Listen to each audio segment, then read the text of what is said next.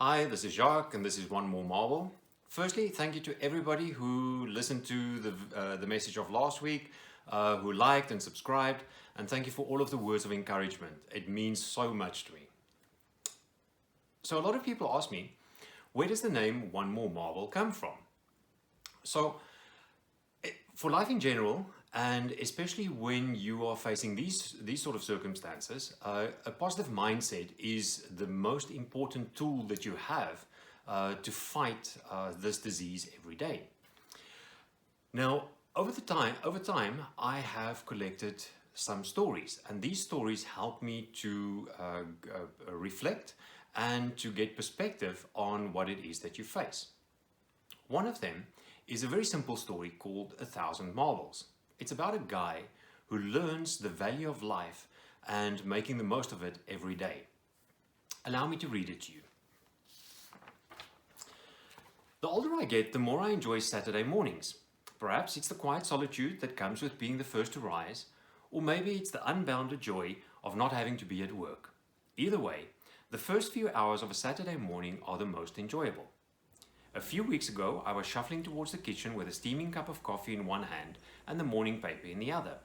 What began as a typical Saturday morning turned into one of those lessons that life seems to hand you from time to time. Let me tell you about it. I turned up the volume on my radio in order to listen to a Saturday morning talk show.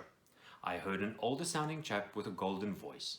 You know, the kind, he sounded like he should be in the broadcasting business himself. He was talking about 1,000 marbles to somebody named Tom. I was intrigued and sat down to listen to what he had to say. Well, Tom, it sure sounds like you're busy with your job. I'm sure they pay you well, but it's a shame you have to be away from home and your family so much. Hard to believe a young fellow should have to work 60 hours or 70 hours a week to make ends meet. Too bad you missed your daughter's dance recital. He continued, let me tell you something, Tom. Something that has helped me keep a good perspective on my own priorities. And that's when he began to explain his theory of 1,000 marbles. You see, I sat down one day and did a little arithmetic. The average person lives about 75 years. I know some live more and some live less, but on average, folk live about 75 years. Now then, I multiplied 75 times 52 and came up with 3,900, which is the number of Saturdays that the average person has in their entire lifetime. Now stick with me, Tom. I'm getting to the important part. It took me until I was 55 years old to think about this in any detail. He went on, and by that time I had lived through over 2,800 Saturdays. I got thinking that if I lived to be 75, I only had about 1,000 of them left to enjoy. So I went to a toy store and I bought every single marble they had. I ended up having to visit 3 toy stores that day and rounded up 1,000 marbles. I took them home and put them inside of a large clear plastic container right here in my workshop next to the radio. Every Saturday since then, I've taken one marble out and thrown it away. I found that by watching the marbles diminish, I focus more on the really important things in life.